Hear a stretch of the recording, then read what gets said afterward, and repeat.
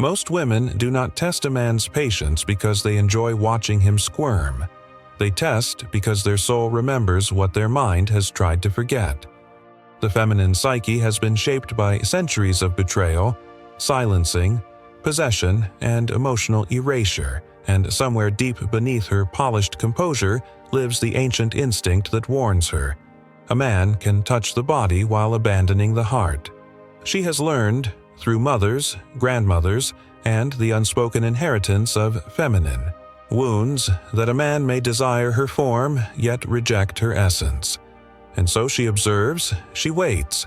She measures not his words, but his rootedness. The test is not about games, it is about survival. She needs to know if the one who reaches for her skin can withstand the weight of her soul. There is a moment when the feminine energy withdraws just slightly, not out of fear, but out of discernment. And this is where the masculine often misinterprets the silence. Some men assume she hesitates because she is unsure of him, but the deeper truth is that she is ensuring that she does not betray herself. In Jungian terms, the anima, the inner feminine that resides even within men, has been distorted by projection, fantasy, and unconscious hunger. Many men approach a woman not as she is, but as a mirror for their unmet needs, unresolved childhood longings, and unclaimed shadows. She feels it. She senses when a man is seeking a mother, a healer, a muse, a balm, or a container for his wounded ego. She tests to see whether he seeks a partner or a placeholder. This is why she watches how a man reacts to her boundaries, her silence, her slower pace, her emotional depth. If she rushes, she risks collapsing into the archetype of the pleasing maiden, the woman who opens her body to avoid abandonment and sacrifices her soul in the process. If he becomes frustrated, entitled, reactive, or wounded by her restraint, she sees the truth. He is ruled by the impulsive, untempered masculine, more driven by conquest than connection. But if he remains grounded, steady, patient, and unthreatened, she feels the ancient signal of safety rise in her chest. He becomes not the hunter, but the man who has conquered himself. Marcus Aurelius once expressed that mastery begins within, and the feminine recognizes this without explanation. You may have noticed how a woman leans back emotionally just when a man begins to pursue more intensely. This is the psyche's way of revealing what lies beneath his charm. Will he honor her pace, or will he attempt to break it? Will he listen to what she does not say? Will he hold presence when her storms arise? The feminine tests because the body opens only when the nervous system relaxes, and the nervous system relaxes only when the soul feels seen. A woman's intuition is older than language, sharper than logic, and more honest than desire. She evaluates whether a man can hold the truth of her complexity without shrinking from it. In the realm of Jung, the shadow reveals itself most clearly in intimacy, the place where personas dissolve and the hidden self emerges. A woman tests to discover whether a man will project his shadow onto her, blame her for his insecurities, or punish her for reflecting the parts of himself he refuses to acknowledge.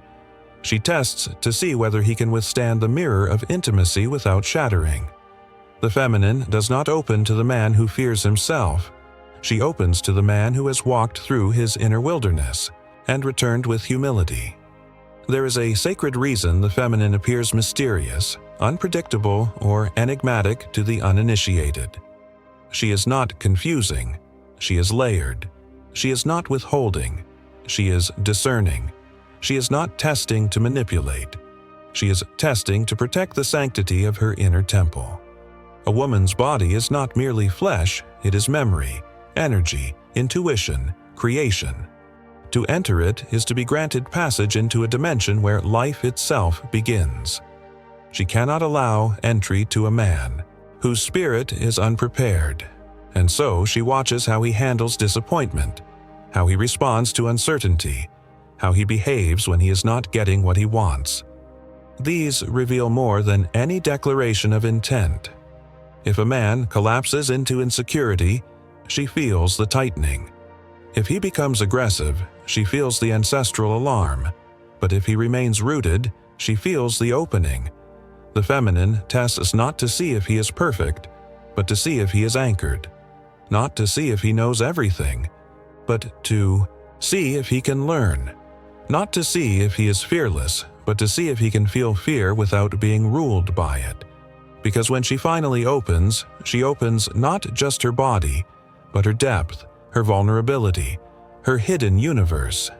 She observes how a man responds when the feminine becomes wind instead of stone, ocean instead of glass. The test deepens when she reveals contradiction, when her warmth turns contemplative, when her radiance becomes introspective. The unrefined masculine becomes confused. Here, believing consistency means sameness, but the wise man understands that the feminine expresses truth through movement. She flows, and in her flow, she reveals whether a man is rigid or receptive. Jung wrote that the anima is the bridge to the unconscious, and a woman instinctively knows that a man who cannot swim in emotional waters cannot meet her where she truly lives. So she shifts, not to unsettle him, but to see if he can remain present when the tides change. Many men assume a woman tests his strength by challenging him externally, yet her true test is internal. Can he remain sovereign in his own center? A man who loses himself at the slightest change of emotional weather reveals his dependence on control. The feminine feels this and retreats, but the man who breathes, who listens, who remains composed without suppressing her, awakens a different response. She feels her guard loosen, not because he demands it, but because his presence makes it unnecessary. The Stoics taught that the strongest man is the one who governs himself, and the feminine recognizes this without needing explanation or proof. There is another layer to her testing, one rooted in trauma and the collective memory of women who were pressured to open before they were ready. The feminine psyche carries echoes of times when a woman's consent was irrelevant, her feelings dismissed, her body treated as currency. Even if a woman has never lived such a story personally, her lineage has. So she waits, she slows, she resists the rush. She needs to know whether a man values her embodiment or merely the sensation she provides. She tests to see if he can connect without consuming, touch without taking, approach without entitlement. And you can feel this too, how her silence becomes a question, how her distance becomes a doorway, how her softness becomes a revelation only when met with reverence. A woman tests through subtlety, the pause before replying, the shift in eye contact, the emotional depth that suddenly surfaces. She watches whether a man becomes defensive when confronted with truth. Does he deflect? Does he diminish? Does he mock what he cannot understand? Many men claim they want a woman who is intuitive, expressive, emotionally alive, but only until she reflects their emotional immaturity back to them. The test is a mirror, and a mirror is uncomfortable for the man who avoids himself. Jung warned that the shadow grows stronger when ignored, and intimacy is where it erupts most violently. A woman senses whether a man's shadow will devour her light or dance with it. Some women test a man with fire, others with stillness. Some withdraw, others become playful. Others challenge his assumptions, others reveal their depth in fragments. But all tests lead to the same core question. Does he approach her as a sovereign being or as an extension of himself? The feminine does not open where she will be absorbed, erased, or shaped into a fantasy. She opens where she can remain, whole. When a woman withholds her body, she is not rejecting pleasure. She is guarding meaning. Her sensuality is not a doorway to validation, but a gateway to merging. And merging without safety becomes self-abandonment. You may have seen how a woman becomes luminous in the presence of a man who passes these tests. Her body softens, her voice settles, her eyes open wider, her laughter becomes unguarded. This is not performance, it is biological, psychological, and spiritual.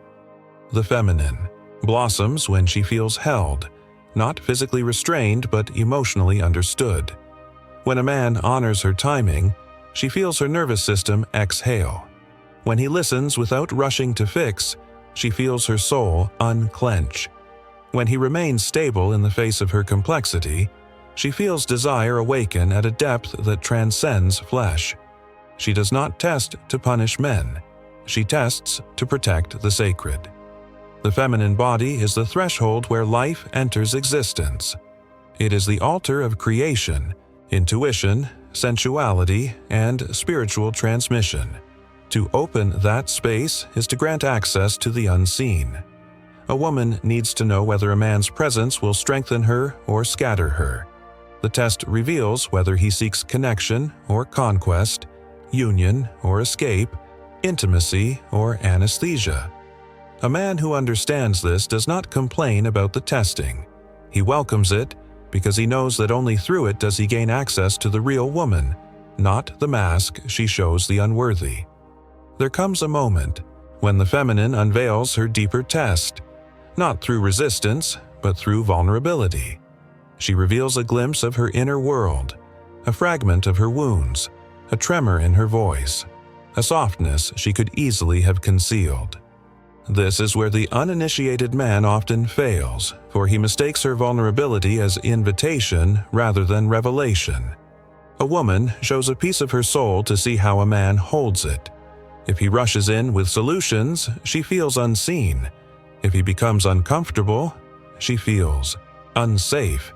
But if he witnesses her without trying to alter her, she feels the profound recognition that precedes true opening. Jung taught that the soul speaks in symbols, and the feminine offers her feelings as symbols, emotional constellations decipherable only by the man who has learned to read the night sky within himself. She also tests through contradiction, revealing the duality that defines the feminine principle. She can be fierce and tender, independent and yearning, serene and storming. The unrefined masculine calls her dramatic, confusing, irrational, but the awakened masculine sees the deeper truth. She is expressing the full spectrum of existence. The moon does not apologize for its phases, nor the tide for its shifts, nor the flame for both warming and burning. The feminine tests to see if a man demands simplicity where complexity is natural, if he demands linearity where spirals are divine. She needs to know whether he will honor her emotional multiplicity, not reduce it to inconvenience, because a woman who opens to a man offers him access to creation energy itself, and creation is never one note. There is a psychological truth often ignored in modern discourse. A woman tests not only the man before her, but the ghosts behind him. She feels the mother who shaped him, the heartbreaks that hardened him, the failures that fractured him, the beliefs that bind him. She senses whether he carries resentment toward women, whether he secretly fears intimacy, whether he seeks validation through conquest. She reads his history not through words, but through micro-expressions, pauses, micro-tensions in his tone and posture. The body remembers what the mind avoids. The feminine intuition hears what the masculine conditioning hides. And so she tests to reveal whether he has confronted his past or is doomed to repeat it through her. The Stoics spoke of equanimity, the ability to remain inwardly anchored amid life's chaos. The feminine tests for this not by creating chaos, but by revealing life. She expresses emotion not to destabilize him, but to see whether he collapses. She shows her depth not to overwhelm him, but to see whether he shallowly retreats. She reveals her passion not to consume him, but to see whether he can hold fire without burning. A man who demands a woman be calm so he may feel strong reveals his weakness. A man who remains steady while she becomes wildfire reveals his maturity. The feminine does not open to the man who extinguishes her flame. She opens to the one who can stand beside it and remain whole. And yet, beneath all testing lies a deeper truth. The feminine desires to surrender, not in defeat, but in trust. She longs to soften, to melt, to exhale into a presence that does not fragment under the weight of intimacy. But she cannot surrender to a man who has not surrendered to himself. Jung taught that the path to wholeness requires integration of shadow, ego, instinct, fear, and a woman senses whether a man has done this work. She tests to discover whether he is ruled by impulse or guided by awareness, whether he is possessed by his wounds or conscious of them, whether he leads through dominance or through groundedness. When a woman senses alignment between a man's words and his essence, something ancient awakens within her. Her guard dissolves, not through persuasion, but through resonance. Her body responds, not through arousal alone, but through recognition. Her soul leans forward, not through longing, but through remembrance. The feminine opens when the masculine becomes sanctuary. And in that opening, the test ends, not because she gives up, but because she knows he has shown up. But until that moment, she will continue to watch for the smallest fractures. Entitlement disguised as affection, insecurity disguised as passion, control disguised as care. She will continue to sense whether he desires her body to feel powerful or desires her presence to feel alive. She will continue to distinguish between the man who wants to possess her and the man who wants to meet her. Because the feminine does not fear being touched, she fears being unseen while being touched. There is a stage in her testing when the feminine reveals her sovereignty not through distance, but through standards. She does not ask a man to prove his worth through grand gestures, but through the quiet consistencies that reveal character. Reliability, presence, emotional steadiness, integrity and desire, these are the currencies her soul measures. A woman who has awakened to her inner archetype no longer falls for charm, performance, intensity, or poetic promises. She watches instead for alignment between a man's actions and his essence. This form of testing is subtle but absolute. She observes whether he follows through, whether he listens beyond his turn to speak, whether he honors boundaries even when passion tempts him to cross them. The unrefined masculine grows impatient here, believing intimacy should be earned quickly if attraction is mutual. But the mature feminine knows that speed breeds illusion, while pacing reveals truth. Many men misunderstand her slowness as disinterest, but it is often the opposite. When the feminine sees potential, she becomes more discerning, not less. She begins to evaluate whether the connection can sustain depth, whether his presence can nourish rather than drain, whether intimacy with him would expand her or shrink her. Her soul remembers every time a woman dimmed her radiance to keep a man comfortable, and she refuses to repeat that generational inheritance. She tests to see whether he celebrates her expansion or competes with it. A man who feels threatened by a woman's brilliance exposes his fragility. A man who stands taller because she shines reveals his maturity. The feminine opens to the man who does not require her smallness to feel large. She also tests through silence, one of the most misunderstood expressions of the feminine psyche. Silence is not emptiness. It is a tuning fork. In silence, a woman feels the resonance of a man's energy. Does he panic without constant reassurance? Does he project narratives onto her quiet? Does he withdraw in retaliation? Or does he remain steady, trusting, composed? The masculine that is rooted does not chase noise to feel secure. He allows space without assuming abandonment. He remains present without demanding attention. The feminine recognizes this rare quality and softens toward it. Her silence becomes an invitation only in the presence of the man who does not fear it. There is a psychological layer beneath these dynamics that Jung understood well: projection. Until a man withdraws his projections, he does not see a woman as she is, only as the symbol of his unmet needs. A woman tests to determine whether a man relates to her or to his fantasy of her. She notices whether he hears her words or replaces them with assumptions. She observes whether he sees her humanity or only her archetype. The feminine refuses to open where she is not seen. She refuses to become the canvas for a man's unprocessed longing. She refuses to carry the emotional labor of being his mirror, healer, or redemption. She tests to ensure that he approaches her as a sovereign soul, not as an emotional prosthetic. You may have felt this too, that subtle shift when a woman becomes fully present, watching not with suspicion but with discernment. She is not evaluating perfection. She is evaluating capacity. Can he hold conflict without collapsing? Can he be wrong without crumbling? Can he witness emotion without defensiveness? Can he experience attraction without ownership? These questions unfold wordlessly, but the body answers them for her. The nervous system speaks before the mind does. The feminine opens only where safety is not requested but embodied. And yet, the deepest layer of her testing emerges when she introduces emotional truth. She reveals desire without dependency, affection without surrender, depth without attachment. She does this to see whether a man becomes inflated by her openness or humbled by it. The boy within a man becomes intoxicated by admiration. The man becomes responsible with it. She tests to determine which one she is dealing with.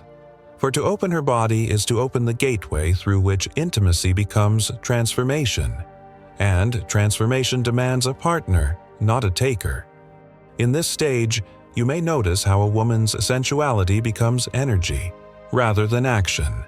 She becomes magnetic, but not accessible, inviting, but not yielding, present, but not possessed. This is the sacred pause before embodiment, where her soul asks the final question: does he want to enter her body, or does he want to enter her life? A man who seeks sensation retreats when he cannot have instant access. A man who seeks union remains, without pressure, without urgency, without pretense. The feminine recognizes this as the threshold between lust and intimacy. She tests because she refuses to be reduced. She tests because she remembers her sacredness. She tests because the man who is meant for her will not fear being tested. There is a final test, one that cannot be spoken, only felt. It arrives when the feminine stands fully in her wholeness, no longer guarded, yet no longer seeking approval.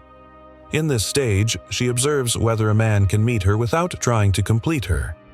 The awakened feminine is not searching for a rescuer, nor a ruler, nor a refuge from solitude. She is searching for resonance, reciprocity, and energetic equilibrium. She has learned through pain, through silence, through self-reconstruction, that opening her body without the alignment of her soul fractures her spirit. And so she waits, not for perfection, but for coherence. She waits for the man whose presence does not shrink her world, but expands it. She waits for the man who does not confuse access with entitlement, closeness with ownership, intimacy with control. In this phase, her tests become effortless, not because she is trying less, but because she is knowing more. She no longer auditions a man through emotional storms or deliberate distance. She simply stands in her truth, and that truth becomes the filter. The man who is aligned feels drawn deeper without fear. The man who is unready feels exposed and pulls away. She no longer bends herself to accommodate those who cannot meet her. She no longer lowers her standards to avoid loneliness. Loneliness has transformed from a threat into a companion, then into a teacher, then into liberation. Her solitude has become the forge of her self-worth, and a man must bring more than distraction to enter her world now. Here, she embodies what Jung called individuation, the integration of all parts of the self. She is no longer fragmented between desire and fear, between longing and self-protection. She understands that love without selfhood becomes captivity, and selfhood without love becomes isolation. She seeks the middle path, union without erasure.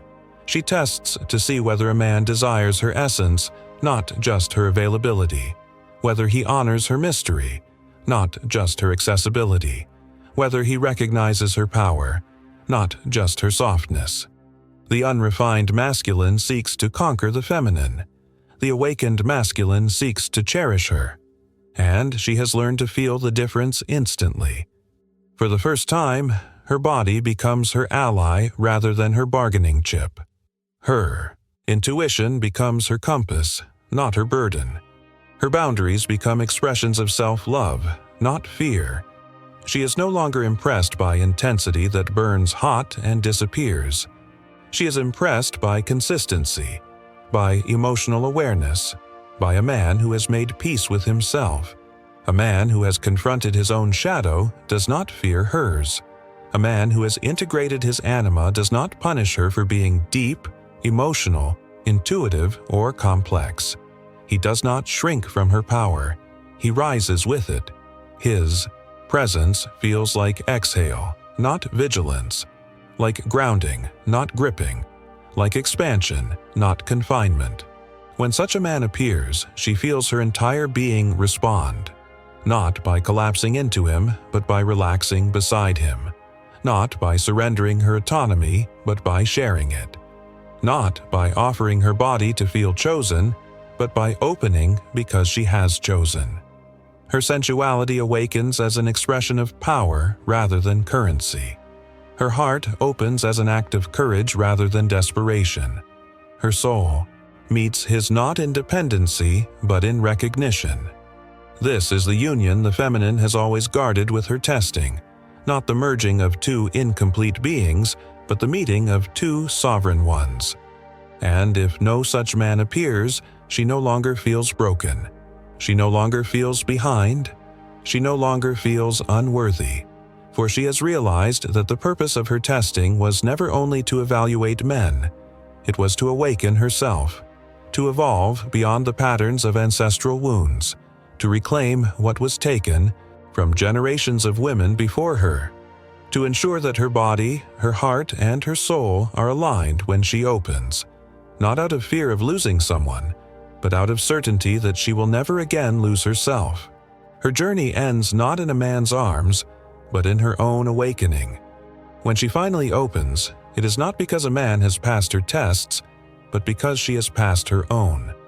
She becomes the embodiment of feminine sovereignty, the woman who knows her worth, who honors her depth, who trusts her intuition, who protects her spirit, who chooses connection without abandoning herself. And in that state, love becomes no longer a gamble, but a reflection. The man who meets her here does not complete her, he joins her, and if he cannot, she walks away without collapsing, without resentment, without regret, not because she is cold, but because she is whole. The woman who knows her worth doesn't chase, she chooses.